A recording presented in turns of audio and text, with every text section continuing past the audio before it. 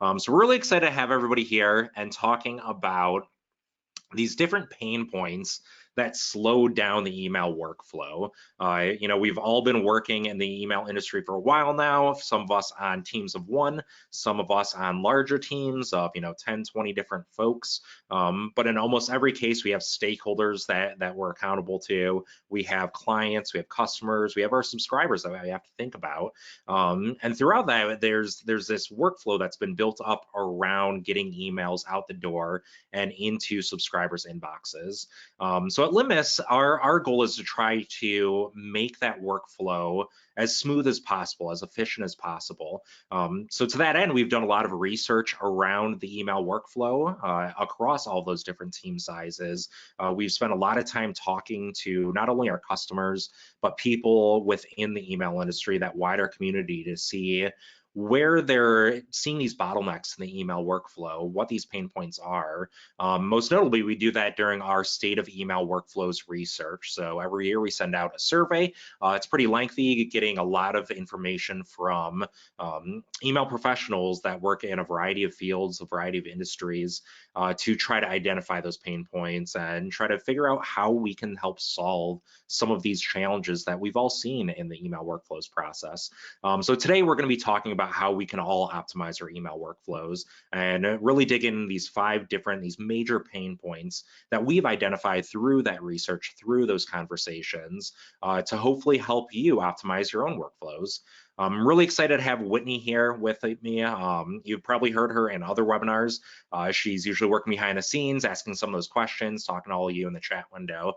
But really excited to have her, as this is her first webinar, kind of as one of the hosts. So welcome, Whitney. I'm excited to have you.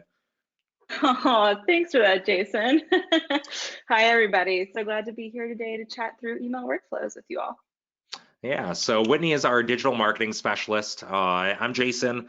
You probably know me from other webinars, from the Litmus blog, from Litmus Live, all that good stuff.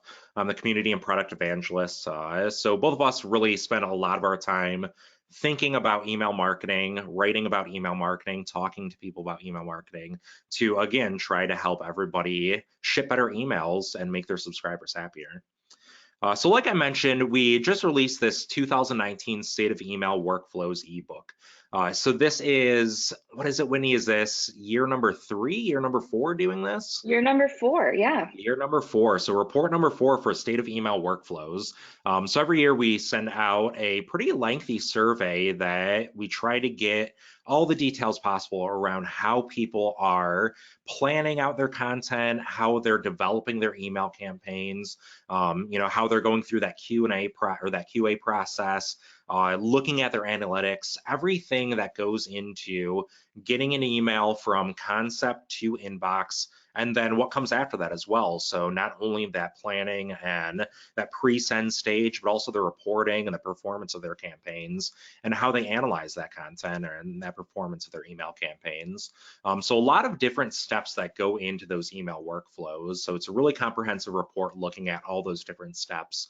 But if you haven't already, definitely go to litmus.com/ebooks/state of email workflows with dashes between those words there, and download your copy of the report. It's an awesome report where it's one of my favorites, because I come from that kind of design development background. I love seeing how other people are designing and developing and thinking about their email campaigns and going through that process. So definitely worthwhile for the download that out as soon as possible.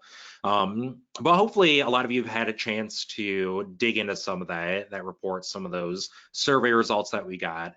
When we were digging into it, we saw some really interesting things, some of these key findings that come from the report. One of the biggest ones, that the majority of brands have more than 5 email campaigns in production at any given time.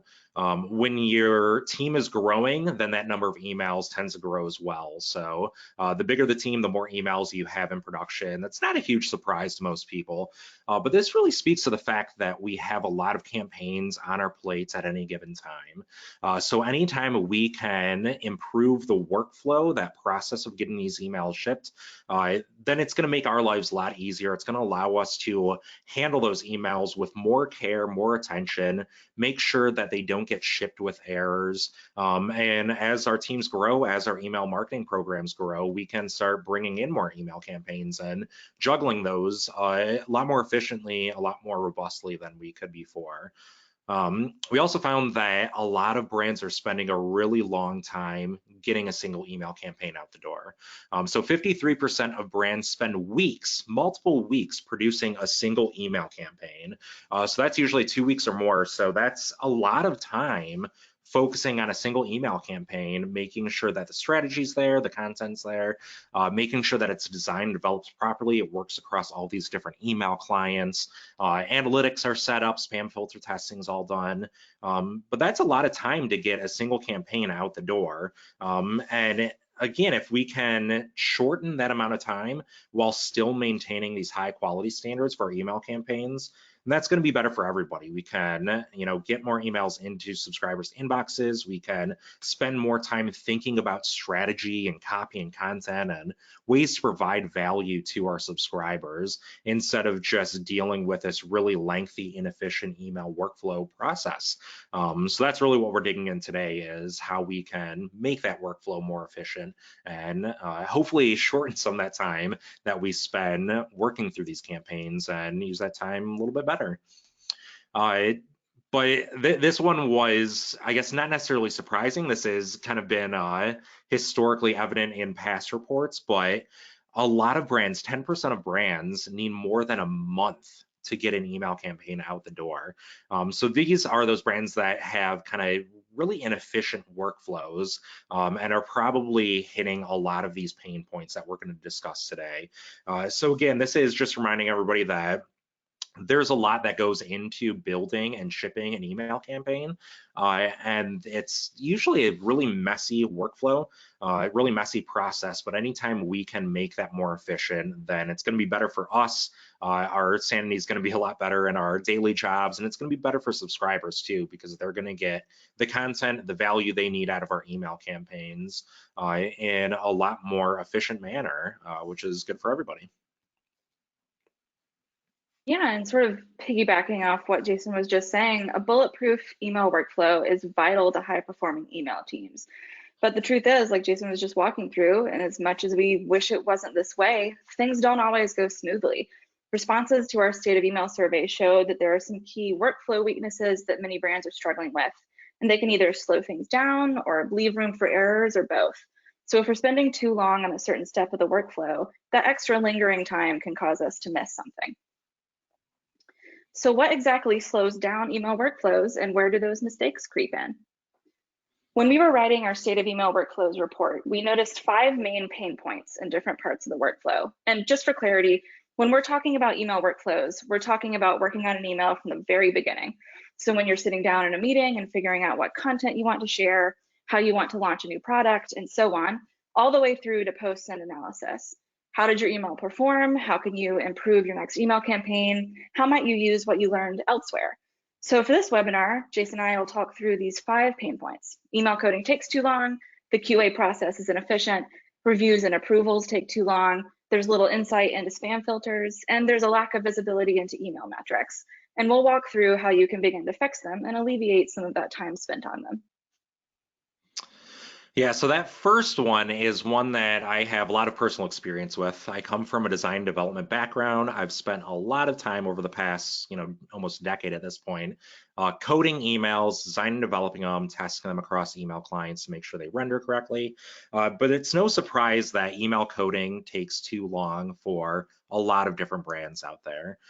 We found that teams spend an average of 3.8 hours, almost 4 hours coding an email campaign. So that's a single email, whether it's a template, whether it's a one-off email campaign, but that's almost 4 hours spending coding something, and that's a lot of time that could be devoted to other things. And sometimes it's a matter of tools, sometimes it's a matter of technique and process, but we did find a couple of interesting things when we started looking at this coding process in the email workflow. landscape. So we found that a lot of brands, a lot of people are still hand inlining their CSS. It continues to drop, which is awesome, as other tools happen to be introduced, but that's still a really strong point for improving efficiency. There's a lot of tools out there that allow you to forego hand inlining all of your CSS on your HTML. This is something that a lot of people kind of do as a matter of routine, as a matter of kind of peace of mind. They might not trust automatic inliners, but at this point in 2019, there's so many tools out there, there's so many ways to avoid hand inlining CSS that there's not really an excuse for you to keep inlining your CSS by hand. Litmus Builder, we have the ability to automatically inline your CSS, so you can code your HTML, you can code your CSS in separate tabs, and then we'll combine those two for you and allow you to copy and paste that HTML into your ESP, or use something like Litmus's ESP sync to get it up to your ESP. But there's a lot of other inlining tools out there as well. MailChimp has some, Campaign Monitor has an inliner. A lot of ESPs have them built into their workflow. But that's a lot of time you could take and put towards, the QA process, put towards developing things like animations or interactivity in email, as opposed to just going through every single HTML tag and making sure that it's all good to go and all of your CSS is there. So this is, again, one of those areas where you want to look at, see if you are hand inlining stuff. If you are, then maybe look at some automated tools to take you out of that process and make your development process a lot more efficient. One of the things I love to see is that usage of partials, code partials, is increasing. This has been the case for the past couple of years. So back in 2018, about 22% of marketers surveyed were using partials to some extent. It's great to see that almost half of email designers and developers in 2019 are using partials in some way to improve their efficiency when they're coding those emails. So if you're not familiar with partials, think of them as kind of like code snippets, little blocks of code that you have ready to go so that you can pull those into your email campaign while you're coding it, instead of rewriting all of that code from scratch every time you have to build that component out. So partials can take a lot of different forms. It's usually for discrete components, things like headers, article sections, buttons in an email, things that kind of work as Lego pieces. So anytime you can abstract those components out into a partial and then have that partial library that you can draw from, that's going to make your life a lot easier when it comes to coding your email campaigns. Not only is it going to make it a lot faster, so you can decrease that process, that coding step in that email workflow process, but it's going to make your life easier because you'll have these pre-built partials, these components that are hopefully well tested. You make sure that they render across all these different email clients well, they are performant, they're accessible, all of that good stuff. So you don't have to retest those things every time you pull in a new email campaign. So it makes things easier to code. It makes your emails more robust, more reliable across those different email clients, and hopefully more accessible too if you are working in accessibility into your development process. So partials are a huge win when it comes to coding emails and shortening the amount of time that it takes to build those emails out before you even get to the testing process. One thing we've seen, especially this past year or so, is an increased focus on accessibility, which is absolutely fantastic, because when you're starting to build email campaigns that are more accessible, more and more subscribers can take advantage of your content. They can interact with your brand in the inbox, which is a win for everybody. So we've seen that a lot of people in the survey are starting to focus on accessibility. They might be doing some testing with accessibility for all of their email campaigns. They might be trying to work in some specific accessibility features into their templates that they build from. But there's still a lot of people, almost 30%, that aren't really focusing on accessibility. But accessibility from a coding standpoint comes with its own challenges. And a lot of that is around the testing portion. So you're designing, you're coding your email campaign, you're trying to make it as accessible as possible. But a lot of people don't know how to test effectively for accessibility. So that's adding a lot of time into this coding phase and making it take too long for a lot of brands. questions. Fortunately, there's a lot of tools out there.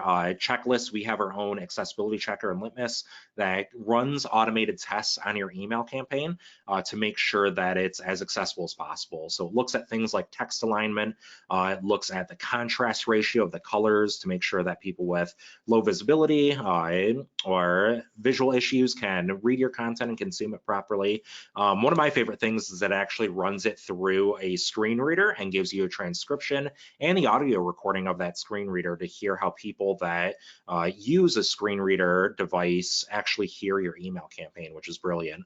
But this is one of those areas that hopefully you're focusing on, but it could add a lot of time to that coding process if you don't know how to test your email campaigns effectively for accessibility. So a lot of different challenges out there when it comes to coding your emails, but hopefully you're looking at those challenges and figuring out the tools and the process you needed and getting it into place so that your coding portion of that workflow doesn't take too long. It's as efficient as possible. So hopefully if this is one of your pain points, if you're finding that you're spending a lot of time in this coding and development phase of the email workflow, you'll tackle these challenges by adopting things like CSS inliners, so you're not doing that by hand, whether it's through Litmus Builder or a third-party tool. Hopefully you're going to start using snippets and partials, those little code blocks, those code components that you can pull into your email campaigns as needed, so that you're not reinventing the wheel every single time and coding those things from scratch. And really, especially when we talk about accessibility and testing, you're trying to automate any of those processes whenever possible. So there's a lot of different things that people do during the coding phase. They do it by hand. They copy and paste different parts of the code from past templates and work them into new ones. Hopefully you're embracing a lot of these different tools so that you can automate that process and make it as efficient as possible, because you're going to end up saving a lot of time, and that's time you can devote to more important things perhaps than just dealing with coding and hacking and making sure your emails run across all these different clients. So when it comes to coding, there's a lot of time spent there. People are spending upwards of 4 hours on a single email campaign, which with most email templates out there, most email campaigns that can be transactional, they could be your marketing newsletter. A lot of that is pretty basic code. It's not really advanced interactivity. You're not doing a lot of really wild things in your HTML and CSS, so it shouldn't really be taking that long. So hopefully you'll look at these challenges, then you'll adopt new tools, you'll adopt new techniques to make it more efficient, make it that much quicker. All right, pain point number 2, the QA process is inefficient. So one of our key findings in our report this year was that teams spend on average about 2.4 hours testing and troubleshooting a single email.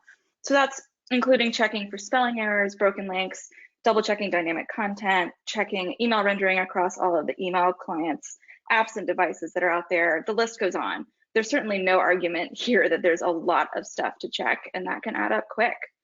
But we also found that more often than not, the time spent testing and troubleshooting doesn't always catch errors before an email gets sent. In our State of Email survey, we asked marketers how often in the past year they paused an email midway through sending because an error was discovered.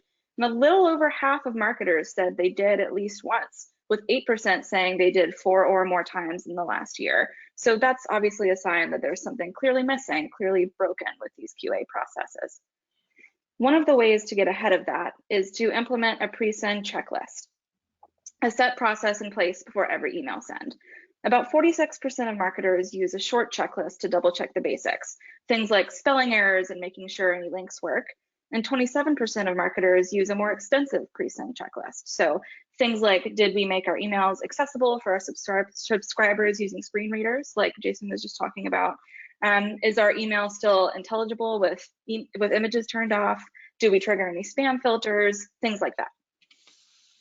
And while it may seem like implementing a more extensive checklist sounds like taking more time on this stuff of the workflow, research tells us it pays off in a big way. Brands that use an extensive pre-send checklist see a higher ROI, 48-to-1, than those that don't. I don't think we can say it enough here at Litmus that email is not dead. It's alive, it's kicking, and it's easily the most powerful marketing tool you have on your tool belt. So it's worth putting some extra love into every single email you send. Something we also found out in our survey was that about 57% of marketers test every email they send, which means 43% don't. 21% of marketers only occasionally test, maybe only for big product launch emails or when they noticed an error in a previous send and so on. And 19% only test new and updated templates. We did some research earlier this year and found out that some of the biggest email clients, Gmail and Outlook, I believe we looked at, had an update equivalent to every 2 days over the span of 3 months. And honestly, that remains a bit mind-blowing to me still. So that's something to keep in mind as you're thinking, well, if nothing changed in my email and it looked great last time, I don't need to test it this time. Trust me, you do. Something might have changed on the email client's end of things. Maybe they dropped support for a really cool code trick you used or something to that effect, and it can break your email in no time. So when it comes to your QA process being inefficient overall, there are 2 main ways you can tackle this. Number 1, just to reiterate again, test every email before every send. Email clients change frequently, even if you didn't change anything yourself. And number 2, make data-backed decisions when focusing your testing and optimization efforts. If you're looking at your subscriber list and the large majority of your audience is, say, on Gmail, and the rest is on Outlook and Apple Mail, focus on making your emails look great in those clients and devices. We all want our emails to look great everywhere, but if no one is opening your emails in Lotus Notes, maybe spend your time elsewhere. Yeah, this is one place where I'm really proud of the tools that we developed at Litmus. I remember back in the day not having something like Litmus and having to manually test all of your email campaigns and set up, different devices, set up a bunch of different versions of Windows, running a bunch of different versions of Outlook. So it was a really big pain point that made testing every email campaign really, really difficult. So again, when we were talking about coding, there's a lot of tools out there that allow you to automate a lot of this stuff and make that process a lot more efficient. And Litmus, especially our email previews, is a great way to automate that and make sure that you're testing every single email campaign. So we offer close to 100 different email clients across different, environments, web, desktop, mobile, a bunch of different devices, device sizes that allow you to test your email campaigns across all those different email clients to make sure that everything's looking as it should. So again, there's a lot of inefficiencies in the QA process, but hopefully this is one of those areas where you can automate that. You can make it a lot quicker so that you're not spending as much time and experiences as much pain as you normally do when testing all of those emails. And again, using something like email analytics is awesome too, to help you identify, like Whitney said, identify where you should actually devote your testing efforts. Litmus is kind of weird where you would think we would have a large mobile audience, but we're B2B. So we actually have a really small mobile audience, but we still want to test those campaigns across all those different mobile devices because, honestly, because we're Litmus with the email team, and we have a lot of people that are paying close attention to what we do in our email campaigns. So if those don't look good, then we're going to hear about it almost immediately. So this is where email previews has been awesome and allowed us to test all of our campaigns, whether it's transactional campaigns, marketing campaigns, automated account messages, whatever it happens to be, really quickly before we actually send them, so that we don't run into those issues where we send an email with any errors or it doesn't render correctly, and then we have to pause that send or turn off a trigger in our software. So it makes our lives that much easier, which is awesome. All right, now on to pain point number 3, reviews and approvals taking too long. I feel like this is consistently one of the steps or the step that takes the most time when we ask marketers. Totally. Our latest numbers find that teams spend 4.2 hours reviewing and approving a single email on average. I'm just going to let that number hang for a little bit. 4.2 hours per email. So that's longer than the coding phase for most people. So instead of building an email, you're spending even longer trying to wrangle people and get their approvals, which is mind-blowing to me. Exactly. Yeah, and I feel like the number just sort of grows every single year we do this report too. So for many teams, reviews and approvals represent the biggest opportunity for improvement. So with that in mind, we wanted to ask you all listening in how you feel about your own process. So let's do a little poll. Yeah, so I'm going to kick this off. You should see it pop up on your screen and GoToWebinar. And we're just asking, do you think your approvals process is too burdensome, too lax, or just right?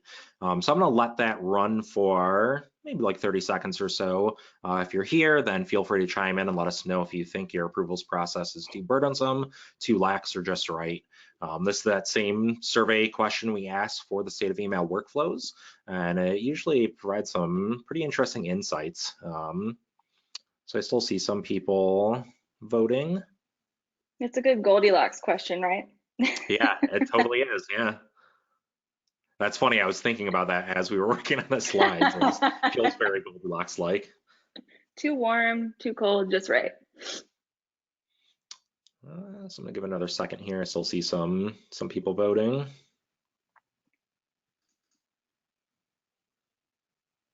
All right, thanks everybody who voted.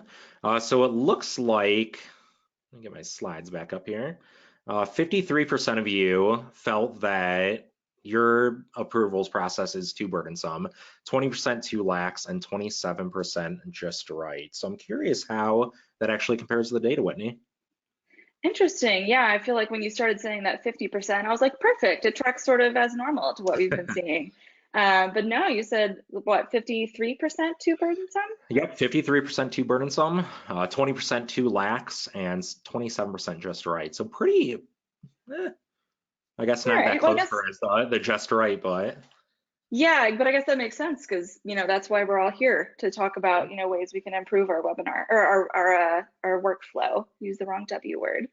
So yeah, so we're, unfortunately, we're sort of seeing this number get smaller as years go by, and on this webinar too. In 2017, we were at about 62% of marketers that view their approvals process as just right, and now we're closer to 58%, and even smaller here.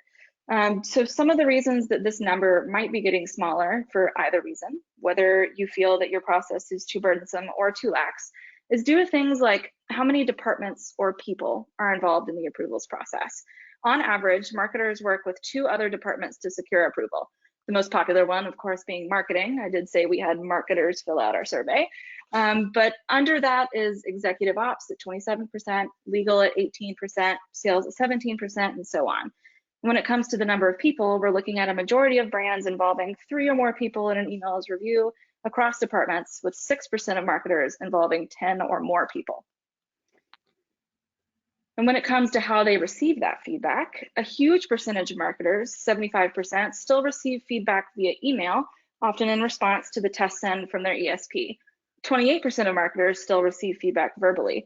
And by the way, I just want to mention, for our survey, we asked marketers to check off any of the ways they receive feedback.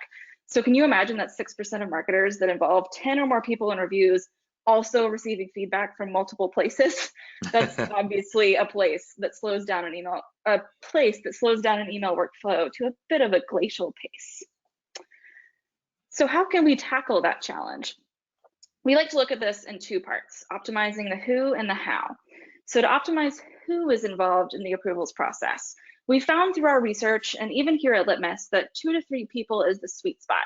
And that might be across departments or within the same one, depending on the campaign you're working on. Too few, and you risk missing mistakes. I always preach that it's so nice to get a fresh pair of eyes on copy, design, the final email. It's always harder to see mistakes if you've been staring at the thing and working on it, at least for me.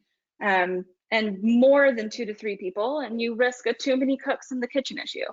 And when it comes to specifically who you have involved in the email approval process, the data shows that having high-level execs involved in email approvals has a tendency to bog the approvals process down. So if possible, maybe don't include senior leadership in day-to-day reviews and approvals, but keep them focused on overall campaign strategy and goals instead. Then optimize how you collect feedback, ideally in one centralized place. The less organized your process is, the more likely it is that errors will slip through. What if one team member that messaged you on Slack disagrees with the team member that gave you feedback via email? Now you need to take the time to resolve that, which involves a lot of email acrobatics on your end, and that can suck time up fast. So if you can get your feedback in one location, be it email, Slack, Asana, Litmus Proof, you'll find that 4.2 hours number drop. Yeah, and this is something that we actually saw in our own email workflow at Litmus. So a couple of years ago, we found that we were doing what most teams that we talked to were doing, where they were wrangling all this feedback through Slack, through email, through conversations from desk to desk. So there were a lot of these different places. There was no one centralized place to collect that feedback, and our own approval process was suffering as a result. So that's why we built Litmus Proof as a tool that we could use ourselves. Honestly, we wanted to scratch our own itch. So we had that one centralized place to get all the feedback on email campaigns. So if you're not familiar with Litmus Proof, that is our tool that allows you to invite people into that approvals process. You can show people the desktop, mobile, and plain text versions of an email. You can see the subject line, the preview text, but more importantly, people can go directly into that email. They can click on anywhere in the email, leave their comments, they can tag other people across the team, other stakeholders, all those different departments that they're dealing with, invite them into that process, get the feedback right there, and then now you can quickly switch between the proof of your email over to Builder, over to Checklist, and work on a single email campaign in a really seamless, centralized place. So we're really excited about Litmus Proof, and we found through our own work that it's massively improved our workflow during this Q&A and a QA and approval process. It's decreased our approval times significantly. We've seen that across other teams that we've talked to that are using Proof.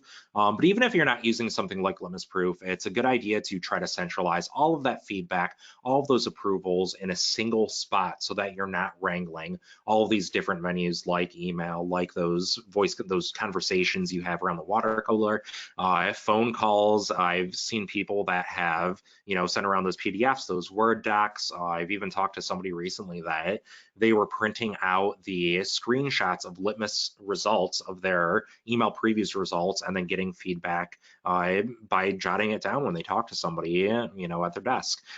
So if you can centralize that, get it in one place that everybody can access, everybody can talk to in a single spot, then it's going to decrease that workflow so much. You're going to see that, again, like when he said, that 4.2 hours just drop significantly, which is awesome and which why we love to see. So definitely look at those tools to automate this, to centralize all this feedback and get those approvals in one spot, and you'll be good to go. So the fourth pain point that we've identified through this survey is that very few people have insights into spam filters. So we've gone through, coding your email, getting approvals on your email. When it comes to send it, then there's a lot of people that are running into these spam filter issues. They're running into deliverability problems, and their campaigns that they've worked so hard on, that they've spent weeks producing, aren't even getting through to their subscribers. And that's a huge problem. We want to make sure that our work is seen, that our subscribers get the value that we want them to get out of our email campaigns. So getting better insights into spam filters is going to be a big improvement for a lot of teams that traditionally have very little insight into spam filters. So the good thing is we've seen about nearly half of brands use spam filter testing, but that's only occasionally. So they might test, once a quarter, or a couple of times throughout the quarter.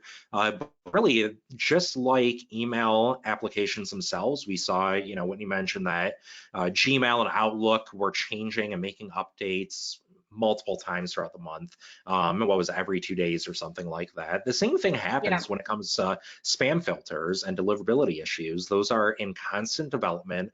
They're constantly evolving as people figure out ways to kind of game the system and bypass those spam filters. So when you're only testing your email campaigns occasionally, when it comes to spam filter testing, that could pose potential deliverability issues. And that's something we want to see more and more brands doing, is testing their email campaigns using spam filter testing on every single email campaign, similar to how you do that with render testing across all those different email clients. And we've actually seen that teams that are using some sort of pre-send spam filter testing see that higher ROI. So this was a little bit surprising to me, but I guess it makes sense. As if you're caring about spam filter testing enough, if you're worrying about those deliverability issues before you hit send and not running into them in the first place, then you're going to get a better ROI, because more of your email campaigns are delivered to your subscribers and they can use that email effectively. So again, 48 to 1 for people that are using spam filter testing on their email campaigns. as opposed to those lower averages for people that aren't using spam filter testing. We were excited to see that of the marketers surveyed, that nearly half of them were using Litmus for spam filter testing. So this is one place we put a lot of work recently into improving. The past year or so has seen us invest really heavily into our spam filter testing tools, not only to provide more actionable insights into those spam filter tests so we can help you identify potential deliverability issues and spam filter issues before you hit send, but we also provide contextual help so that you know what's going on or what those issues actually mean so you can help address them before you hit send. But we've also tried to make it easier for you to run spam filter testing. So now inside of Litmus, you can actually go into your email campaign. If you're synced to your ESP, then you can pull in whatever campaign you have in your ESP and it'll automatically run that really realistic spam filter testing because it is coming directly from your ESP. It gives the most realistic data from that campaign. So we try to make it really easy to test all of your email campaigns for spam filters, but also to identify and give you actionable insights into what's happening with those spam filters and those deliverability issues. So again, this is one area where there's a lot of room for improvement because deliverability has traditionally been kind of a black box for a lot of email marketers. They haven't had the tools, they haven't had the visibility into spam filters, into deliverability issues, you know, certificates like DKIM and SPF and all that good stuff. But there's a lot of tools out there now, especially at Litmus, that help you take control of deliverability before you actually hit send so that you're not running into those issues. And all of your subscribers get your messages and you can hopefully see that higher ROI because your subscribers are actually getting your emails. So really we want to see people to take control of their deliverability, use something like Litmus spam testing to check all of your emails. And really that's the key again, is to run every email through a pre-send spam test to make sure that every campaign has the best chances possible to getting delivered to your subscribers' inbox. There's a lot of changes in that world. It's constantly evolving. Deliverability is never just steady ground. So if you can run all of your email campaigns through that spam filter testing, then you're going to be in a really good position to get the most out of your email marketing campaigns. All right, so for the final pain point of our webinar today, a lack of visibility into email metrics. Our research shows that visibility into email metrics, excuse me, sorry, I felt like I was about to sneeze. No, we're good. Okay, it's got to be like a first webinar kind of thing. All right, our research shows that visibility into email metrics falls off significantly after the basics. So as you can see, we've got 99% of marketers saying they track the very basics, opens and clicks. But as we get further down this list, the percentage of marketers that don't track that metric grows. What you'll often find is that the email metrics provided by your ESP simply don't dig as deep as you want to go, or that you even know you can go. So often, email marketers will use third-party tools like Google Analytics or Litmus Email Analytics to supplement what they're getting from their ESP. So our latest survey said, 63% of marketers use third-party tools, whatever they may be, in addition to their ESP. So to tackle this challenge of a lack of visibility, I recommend really striving to go past the basic open and click metrics and really get to understand your audience. Not just how much are they clicking, but what links are they clicking? What devices do they use to open your email? Are they opening in mobile or desktop or webmail? What's your inbox placement rate? What's your return on investment? This only sort of scratches the surface of the metrics that you can look at with third-party tools in addition to your ESP. So take a look at these metrics when you send your next email campaign. And I also really encourage you to use what you learn in email and apply it to your other marketing channels. I said it earlier, but email is the strongest channel you've got. So take a look at what's working and what isn't in email, and use that to inform your strategy on channels like paid media and even your content calendar. And we actually did this exactly at Litmus recently. We have a series on our blog, Trending in Email Design, written by the lovely Lily Worth on our email team. Her series is very popular, and anytime we include the latest post in our newsletter or in Litmus Weekly, our weekly digest, it's got the most clicks in that email by far. So armed with that knowledge from our email team, the content and design teams work together to spin up some unique paid ad copy and imagery, and we put this image you see here on a LinkedIn ad with the same audience and spend that we normally use for our other ads. And this more than doubled our average click-through rate on LinkedIn ads. So not only did this improve our performance, but you can bet we'll continue to put more of these on the blog too.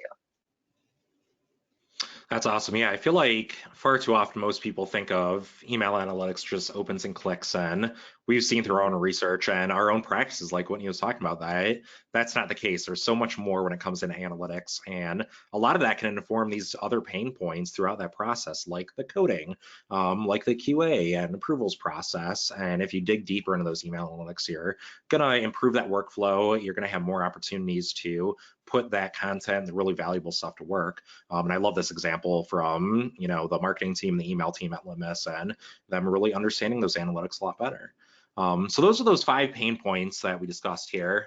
We did want to open up to questions. I see that we do have some questions in GoToWebinar. So I'm going to invite Bettina on here. She's been wrangling all these questions, all this feedback from everybody throughout the webinar. So Whitney and I, again, will try to answer as many questions as we can, as thoroughly as possible. But I do want to preface this with the fact that, we don't know everything.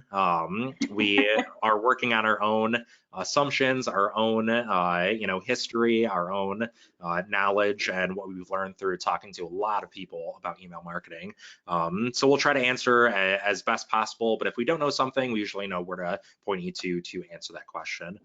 So with that, let's open it up, Bettina, and see what people have to talk about with their pain points. Hi, everyone. Well, thanks for asking us a bunch of questions. So let's dive right in. We've got a great question from Kathy, and I think this will be a great one for Whitney, and because it's all about image-only emails.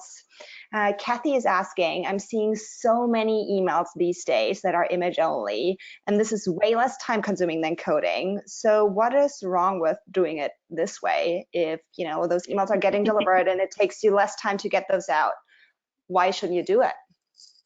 Yeah, I definitely get that. I feel like we've all sort of been there where, your boss or client, asks you to send out an email that's almost entirely made out of images. And, maybe you've heard us say, or, other companies say that you should really never do that. You should never send an email that's made up entirely of images. And that's something that you'll sort of find me preaching. And maybe, I have a blog post about it. And it's something that I've really sort of driven home. But I feel like you see that and you hear that, but then you see emails in your inbox that work great that are entirely made of images, and you're like, well, I mean, it's clearly working, so what's the big deal? And I think the thing to keep in mind is we're not saying that there isn't a place for images in email, but as email marketers, we need to understand that images alone don't serve our entire audience. So, you might have subscribers that have their images turned off by default, or maybe they're looking at their email on a subway, and they're commuting, and they're commuting into work, and so they can't load images. So, if your email is entirely made up of images and it did make it to their inbox, but they can't see it anyway, that value is sort of lost. Yeah, I totally agree with that. It really comes down to accessibility in its many forms. When people think about accessibility, a lot of times they think about disabilities that people have. But there's permanent, there's temporary disabilities, there's situational disabilities, like Whitney was talking about. People don't have a full view of their emails when it doesn't load, and that can happen due to slow data plans or connectivity issues because you're in the subway. But for a lot of people, there's a lot of people that have some sort of low vision or no vision disability. So they won't even see, they can't see your email, especially if it's all image based. So they're using things like assistive technology, specifically things like screen reader software. And if you're just providing an image in your email, that doesn't give them a lot to work with. So anytime you can use real live text in HTML, that will give things like screen readers more content to read out loud to people with those disabilities. But just as importantly, for people that are sighted and are on slow networks or have images disabled by default, then it'll give them more content to read because all that text, all the HTML will still show up, whereas your images don't. So while it can take longer to, design, develop those, as opposed to just slapping, an image, a slice from Photoshop into an image tag, you'll likely see better results because more people will actually be able to consume your content. And hopefully that ROI will drive up there as you, invest that time into making more accessible campaigns. Yeah, and I will say too that, using image-only emails might take less time to code, but it probably inflates the design time a little bit Sure. more than you think. And especially if, you send that email out and it's got a spelling error in it, or the discount code is wrong or something like that, it definitely suddenly inflates that time that you need to fix that instead of just editing the text really quickly. Yep. Since you somewhat touched on the topic of accessibility with that question, let's just stay there. And we have a question from Julia, who's asking if there's a checklist out there that you can follow to test your emails for accessibility. So there's definitely some resources out there that can help you out. I'm thinking of when it comes like a checklist, if it's like a printout or something, nothing really comes to mind. But there's some resources like we had an ebook, The Ultimate Guide to Email Accessibility, that we released earlier this year that kind of works as a checklist and goes through all the different things you need to worry about when making accessible email. So definitely worth checking that out. But then there's, Litmus, we have our accessibility check inside of checklist. So I guess that really is a checklist. It goes through and looks at your email campaign in the context of Litmus checklist as one of those final like pre-send checks that you would hopefully run on every email campaign. But it'll go through and identify issues. But there's also I could probably put this link in the follow-up blog post because it's escaping me, but Wilbert Heinen, who's an email geek, he's been working in the industry a long time. He actually maintains a really good list of accessibility resources for email marketing. So there's probably a checklist somewhere in there. I know he hosts it up on GitHub. It's just a repo with a bunch of links in it, all related to email accessibility. So I'll find that link and then put it in this follow-up blog post that we'll publish next week on the Litmus blog. But really, if you're just getting started or you do want like an overview of all of the things you need to worry about when you're making accessible emails, I think that ebook's probably a good way to go. So again, that's the ultimate guide to email accessibility from the Litmus team. Yeah, I just put that link in the chat as well. So you should be able to just click on that and download your copy and check it out. Awesome. Great Yeah, there's a resource to lot. get started. Yeah, just kind of briefly, there's a lot of stuff that goes into making an accessible email. It's not just from a coding perspective. It can be everything from copywriting, from using language that sounds human and is easy to read for a wide level of readers, to the actual like visual design. So making sure that your contrast is high enough between things like foreground elements like text and the background colors, so that people with a wide range of visual abilities can consume that content. And then there is also those coding things like making sure if you're using tables that you're using role equals presentation, that ARIA attribute on all those tables so screen readers don't read them out, using left aligned text, using proper semantic markup in your emails. So there's a lot of stuff. It's not just coding, it's not just design, it's not just copywriting and strategy. It's kind of all those things combined together. So there's a lot that goes into accessibility that people don't initially think about. But hopefully you'll look at some of those resources, and again we'll link out to them in the blog post, and hopefully start making your own email campaigns more accessible. Perfect. Alim is asking a question about a topic that we haven't really touched on, and that is calendaring and content planning. So the question is, do we have any recommendations for email calendar solutions? Wendy, any ideas? I mean, I have a personal favorite.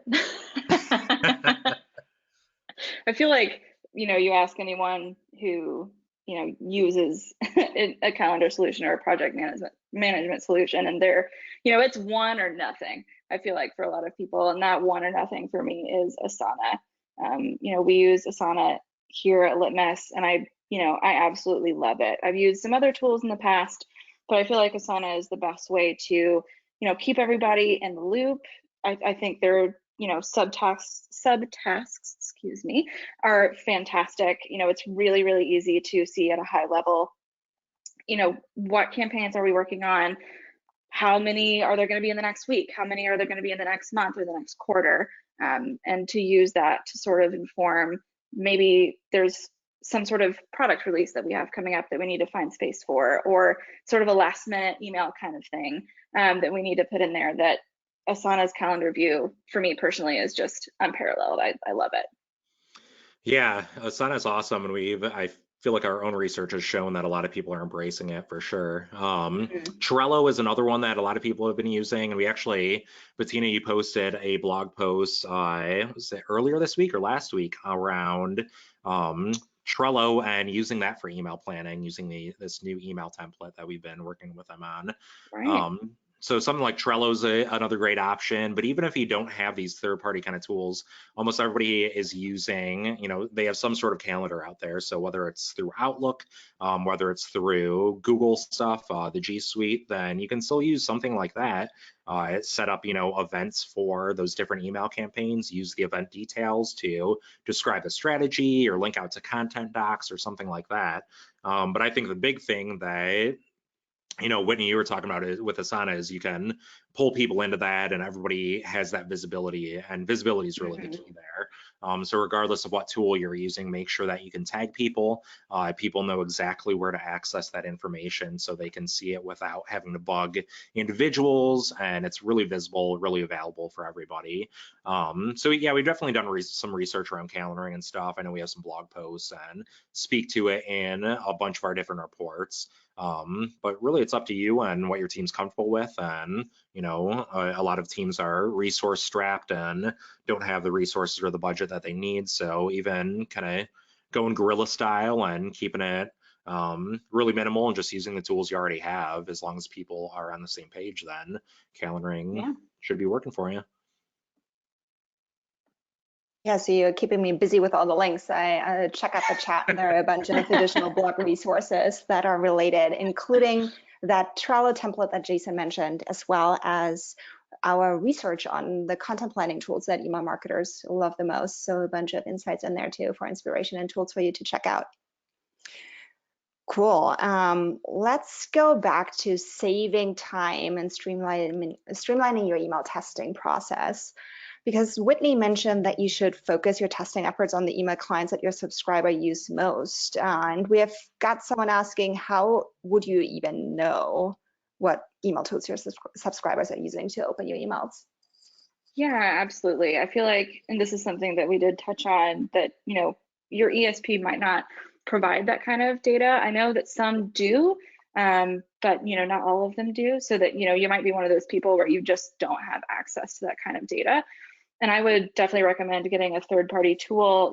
Litmus Email Analytics definitely will let you know what devices people are using, maybe what iOS those people are using. Are they opening it in webmail? Are they opening it in desktop? And so you'll be able to get a good sense of your subscribers, sort of email to email, what that sort of looks like, what your subscriber landscape looks like. Yeah, even if I would add to that, obviously, we love email analytics from Litmus. We use it all the time, and we know exactly what devices, environments they're opening on. But if you don't have access to something like that, then you could always kind of go through your list and pay attention to, a lot of people won't update their gmail.com or yahoo.com, like Mhm. those email addresses. So you can get a pretty good sense of that by just kind of throwing your subscriber list into something like Excel and doing some sorts and some counts on your table rows. Or if you really need that and you don't have access to it, you could always run like an email survey or something and ask people. I think it'd be weird to be like, oh, are you using Gmail or are you using Yahoo in an email survey? But you could ask them for like preferences. If you have an email preference center, or like just run a survey saying, do you typically open your email on your mobile device or when you're at your laptop or your desktop or whatever it happens to be, to try to get that data and then use that to tailor your designs and your techniques to that audience. All right, do you want one more? Yeah, I think we have time for last question. Let's talk about partials again. Because we've got someone asking if we could go into more detail about what partials are and how they actually help you code Yeah, your so emails faster. yeah, so it's like one of my favorite things is making the coding process more efficient. So there's this concept of partials. It's really like partials and snippets are these two things. So think of snippets as like pre-saved little code components that you happen to have. So this could be anything from the heading of your email to a calendar module, a CTA button, the footer of your email, any of those discrete parts of your email, and you might have that saved as a code snippet using a variety of different tools. People use, a lot of people are still using something like Adobe Dreamweaver that has this concept of code snippets built into it. Most modern text editors allow you to save snippets. But there's a little bit of a distinction between snippets and partials. Snippets are typically things that you'll pull in, and it's once you have that code inside of your email and you change it, that it only affects that single email campaign. Whereas partials are these typically larger code blocks, things like logos or like headings in your email, the footer section, things that don't necessarily change often between different email campaigns. But partials are taking those things out, keeping them in their own kind of separate files, their own place, so that when you make an update to one of those partials, then it propagates across all those different email campaigns without you having to manually go in and copy and paste those changes across 30, 40 different email campaigns. So this is really useful for things like, like I said, like the heading in an email that has like your company logo or some kind of boilerplate tagline, the footers of your email that have like your unsubscribe links, your address, any legal disclaimers you happen to have for all of your campaigns. So if you're using something like Litmus Builder, we have this idea of snippets of partials built in as part of the tool. So you could have a partial that's like email header, marketing footer, transactional header, transactional footer. But those are their own separate files. So anytime you need to update the logo, update the tagline, update the legal disclaimer, any of that stuff, you can update it in one place. And then all of the different campaigns that use those partials will automatically be updated. So you don't have to copy and paste a million different times. You can just go in, grab the code or sync it to your ESP and you're on your way. So it's a little bit weird. You have to kind of get used to figuring out what you can abstract out of the email and build into a partial or a code snippet for that matter.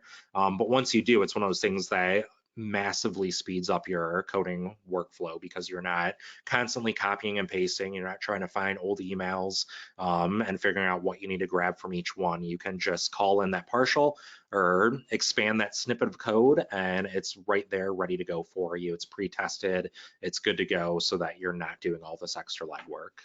Hopefully that makes sense. I think we have a blog post from maybe a year or two ago about snippets and partials and how they relate to Builder too. So I don't know, Bettina, if you can dig that one up. If not, I can find it and put it into the recap blog post for next week. I'm on it. Awesome. I know you are. Yeah. That's awesome. Cool. I think that is it. We're at the top of the hour here. So we did want to thank everybody for coming, for spending this time with us, talking about these different pain points and hopefully how we can address those pain points and make our own email workflows more optimized, more efficient. If you haven't already, definitely check out the 2019 State of Email Workflows. Just go to litmus.com/ebooks/state of email workflows with dashes between those words. We're really proud of it. We love doing this kind of research and figuring out where people are struggling in the email workflows and how we can help them improve those workflows and make their jobs, their lives that much easier, but more importantly, make those emails that get out to subscribers that much better and make their experiences that much better.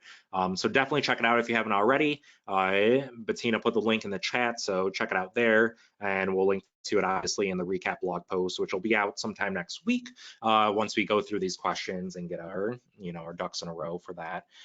So again, thank you so much for joining us. Whitney, I think we could call this a good, successful first webinar.